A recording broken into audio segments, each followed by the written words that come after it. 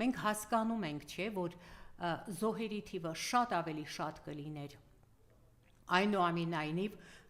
գրեթե 100,000, ավելի քան 100,000 մարդ, 100,000 արցախցի այդ ռուսական բազայի այնտեղ գոյության շնորհիվ կարողացավ փրկվել և անվտանգ դուրս գալ Արցախից։ Իհարկե գերեվարվեցին շատ մարդիկ, ռազմաքաղաքական ղեկավարությունը Արցախի գերեվարվեց, տարան Բաքու, բայց դա ևս Հայաստանի իշխանության մեղքն է, որովհետև մի երկու օր հետո հանրային հեռուստաընկերությունում ելույթ է ունենում